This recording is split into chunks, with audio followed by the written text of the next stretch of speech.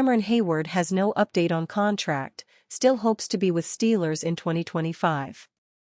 When Steelers defensive lineman Cameron Heyward spoke to reporters late in the OTA phase of the offseason, he said he didn't think an agreement on a new contract was imminent, and it doesn't sound like much has changed over the last few weeks. Heyward skipped most of the voluntary portions of the offseason program because of his desire for a new deal, and he didn't have any positive update about where things stand during a Wednesday appearance on the Jim Rome Show. The Steelers have a policy of not negotiating extensions during the season, and Heyward didn't want to speculate on the chances that a new deal would be in place by that point. "I don't want to say how likely something is, 'cause you just never know," Heyward said. "Obviously, I would love to be a Pittsburgh Steeler for the rest of my career. Getting a contract would lay claim to that. My goal is to be a Pittsburgh Steeler this year and have a good year to hopefully come back and play more games with them." While Heyward's choice is to stay in Pittsburgh, but if it comes to it, I will play in another city. While discussing that possibility last month, Heyward mentioned having family in Cleveland, but he said on Wednesday that he doesn't think he could play for a Steelers rival with such bad blood if he does wind up moving on. Camp position preview, defensive line. This is the second in a series looking at the Steelers by position heading into their 2024 training camp at St. Vincent College July 24. Today, the defensive line. Players: 12 Cameron Heyward, Keanu Benton, Larry Ogunjobi, Isaiah Loudermilk, Montravius Adams, Dean Lowry, DeMarvin Leal, Braden Fehoko, Logan Lee, Jonathan Marshall, Willington Prevalin, Jacob Slade.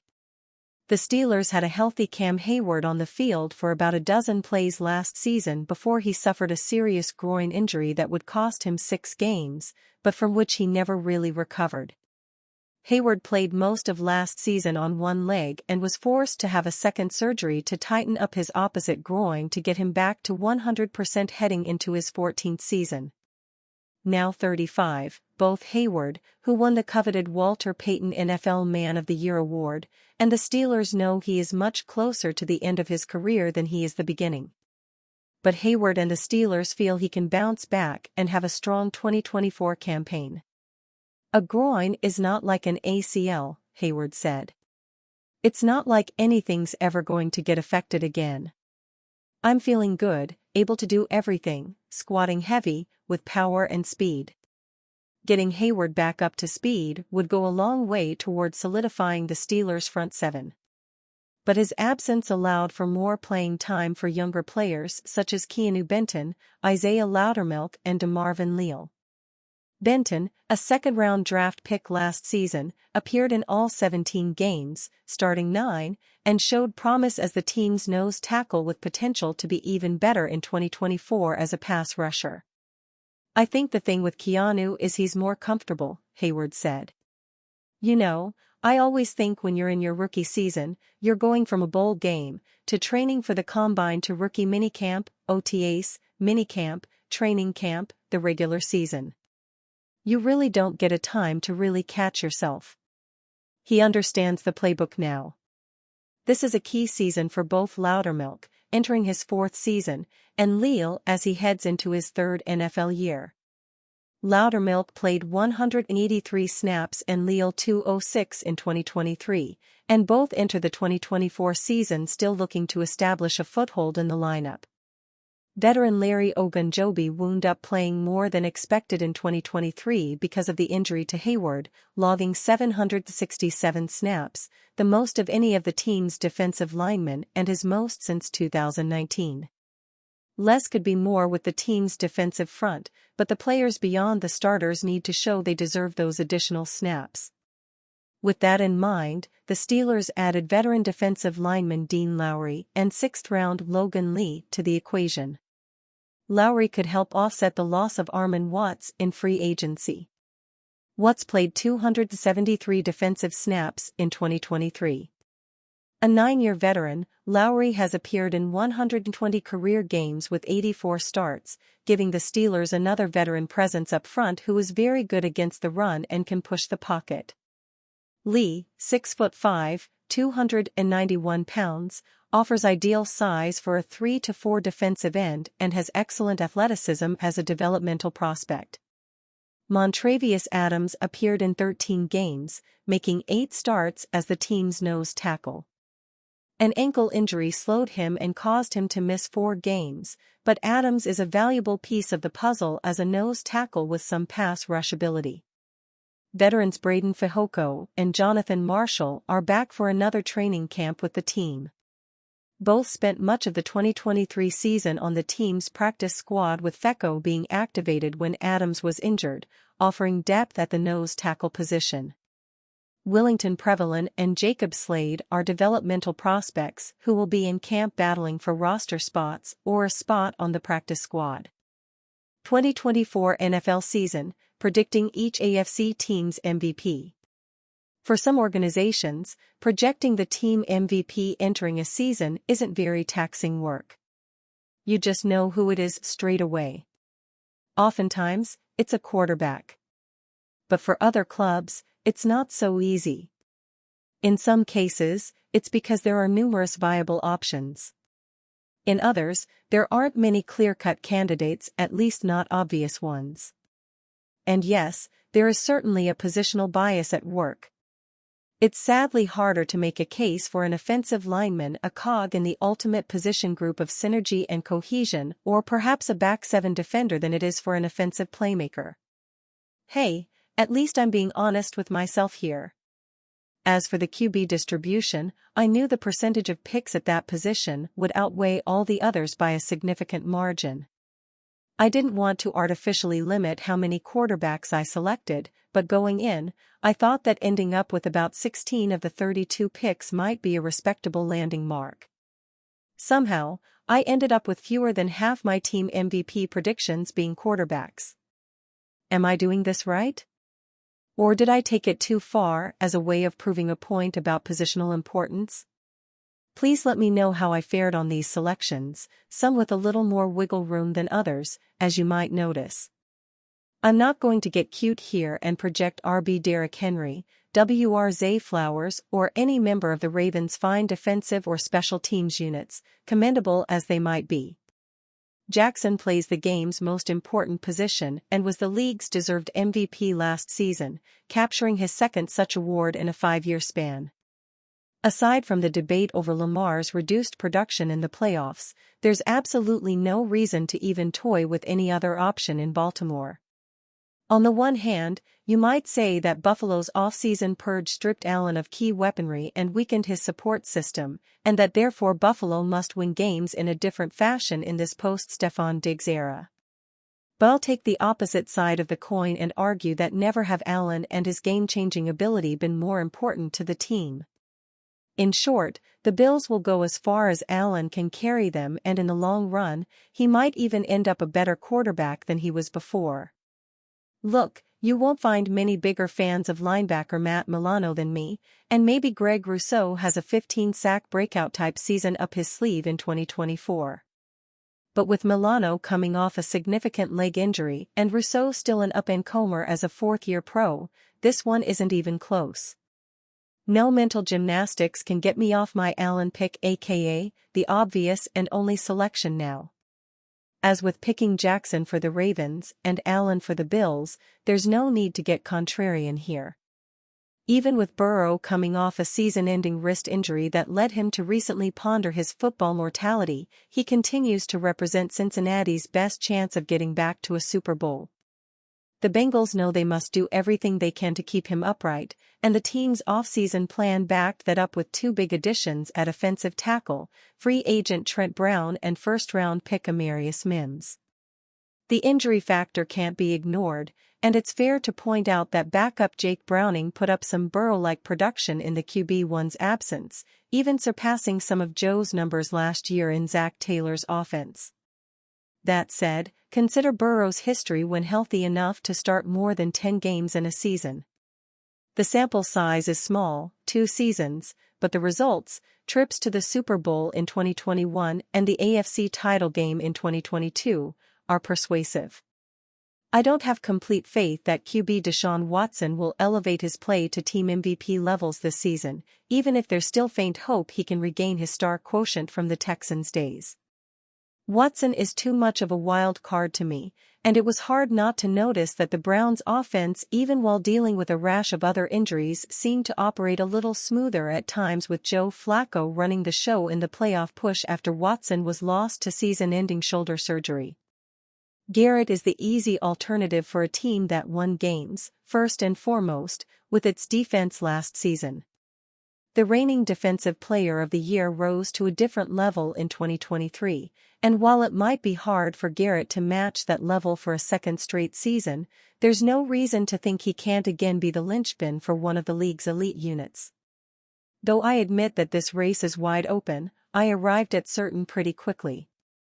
It was never going to be one of the quarterbacks for me, not until I've seen more from Jarrett Stidham or Bo Nix.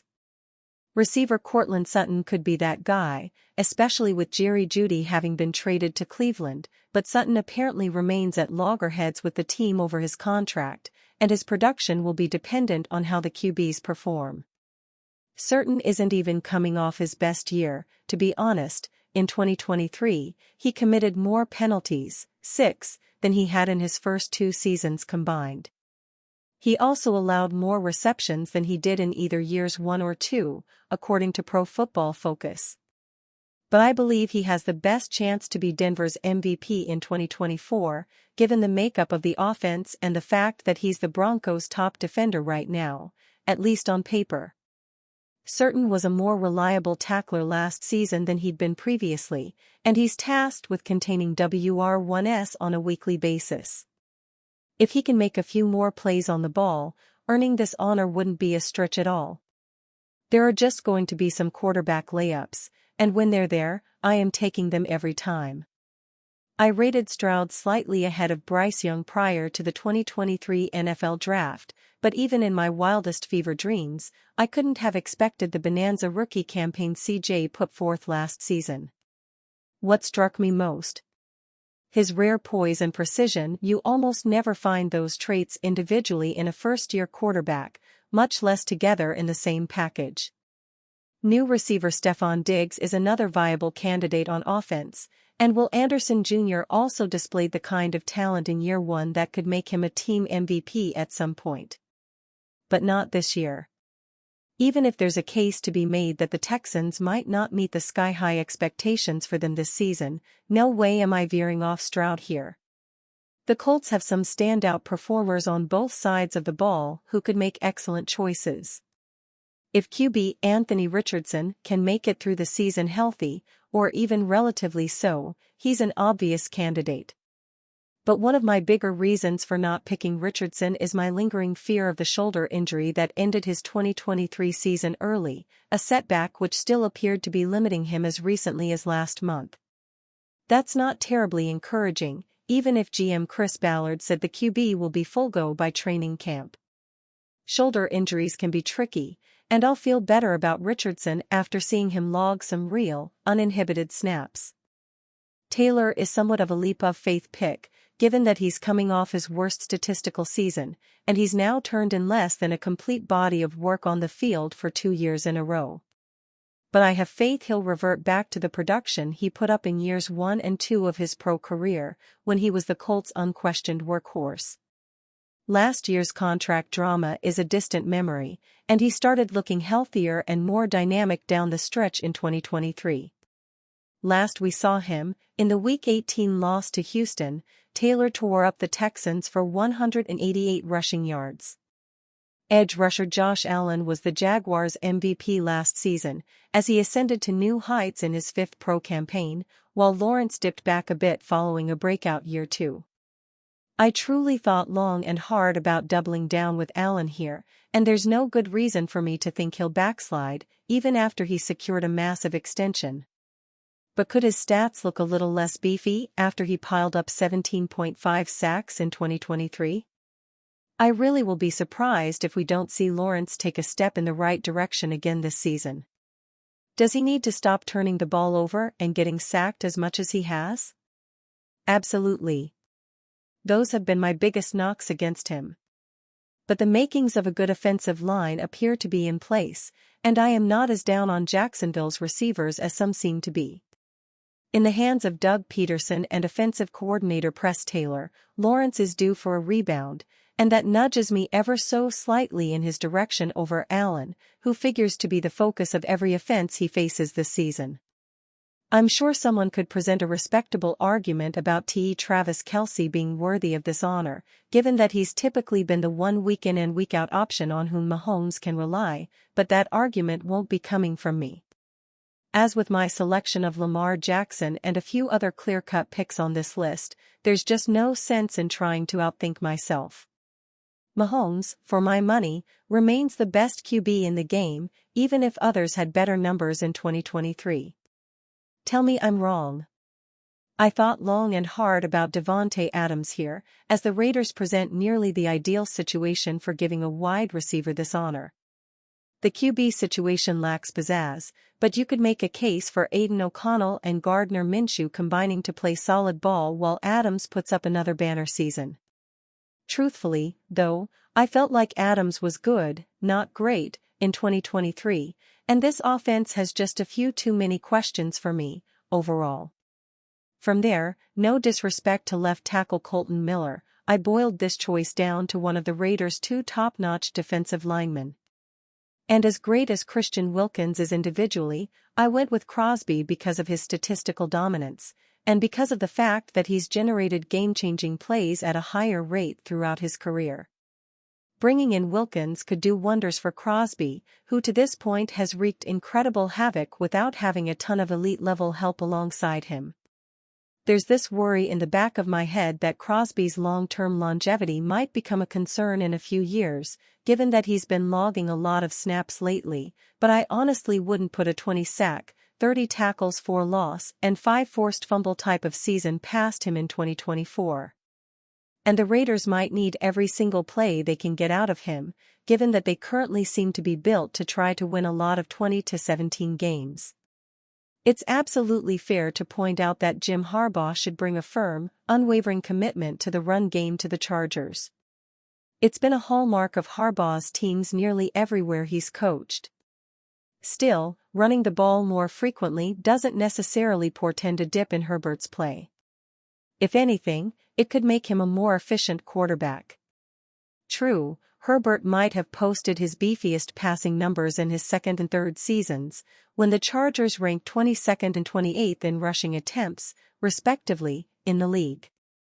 But go back and look at Herbert's rookie campaign, when the Bolts ranked 9th in rushes, and you can see he threw for 4,336 yards and 31 TDs, with only 10 INTs, on fewer than 600 passes.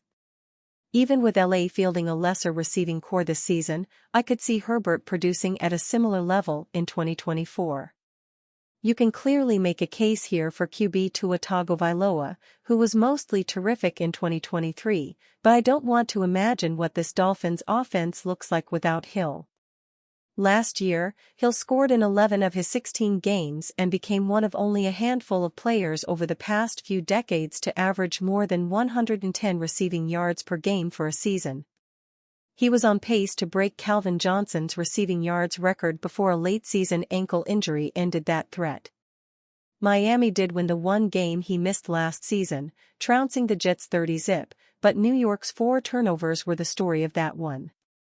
When Hill is on the field, he dictates vastly different coverage and forces defenses to honor his elite, game-breaking speed. I'm a little surprised Mike McDaniel hasn't dabbled more with Hill as a runner, like Andy Reid did with Hill during his time with the Chiefs, but there's also the matter of keeping the Dolphins' best offensive player as healthy as possible.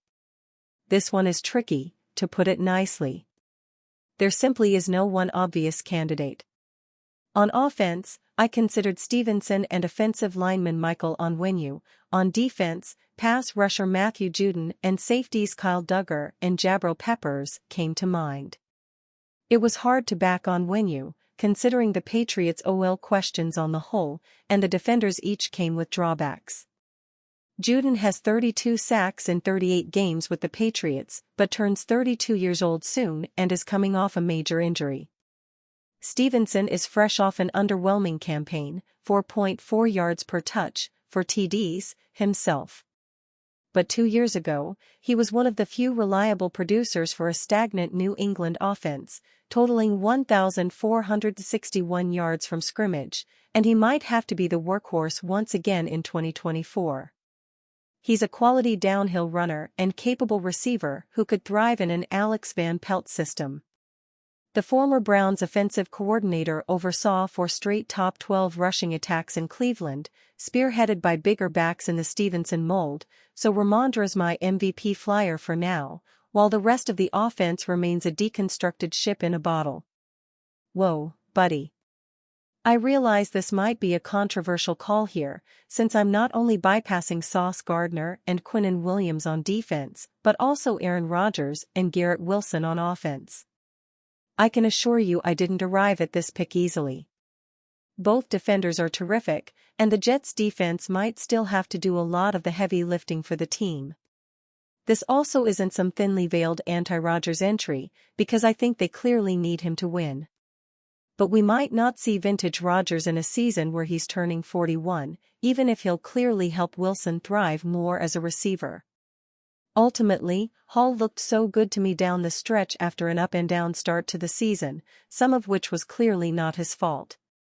In the Jets' final 3 games, he ran for 357 yards and 3 TDs, caught 23 passes and another TD, and added a 2-point conversion for good measure. Now factor in Hall being another year removed from ACL surgery, and it's not hard to see how he could be a massive part of this offense as a runner and receiver.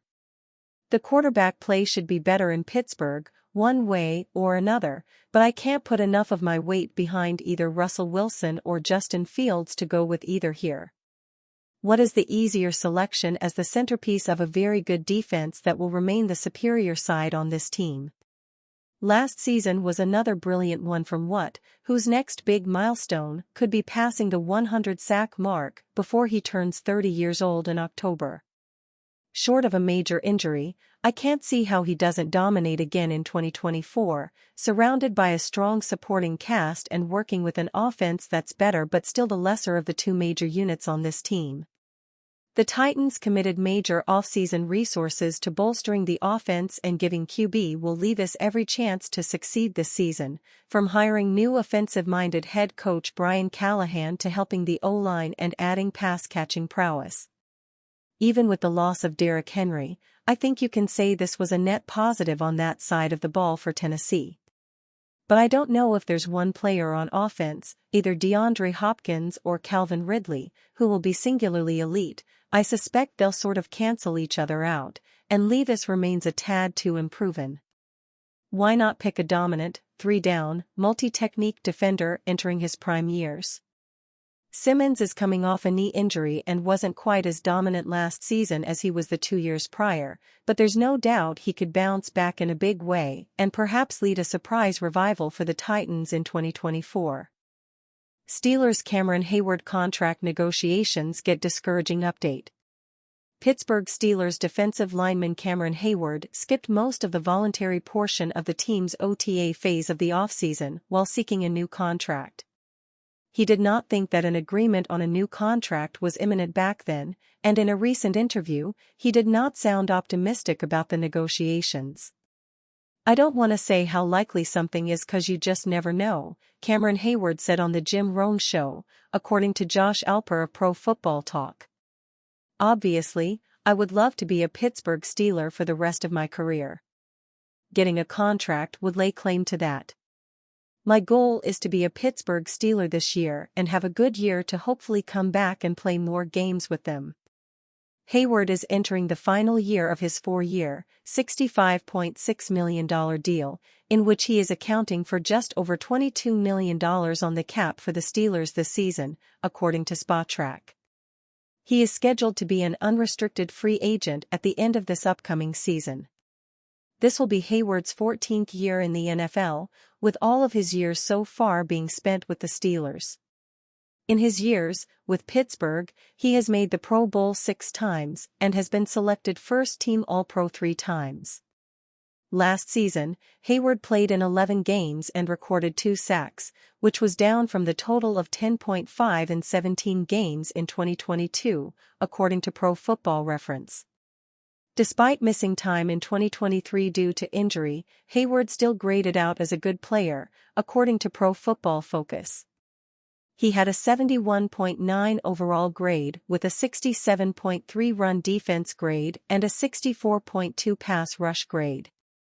That is a drop-off from his prior seasons, which got him Pro Bowl and All-Pro honors, but he was still a solid player. The Steelers might be seeing a bit of a decline in Heyward's game, and it could make sense for them to be careful with a contract extension given that he is entering his age 35 season. What is Cameron Heyward's outlook for his next contract?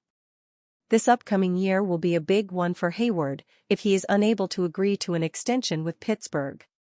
Luckily for the Steelers, his comments indicate that he would not hold out of regular season games.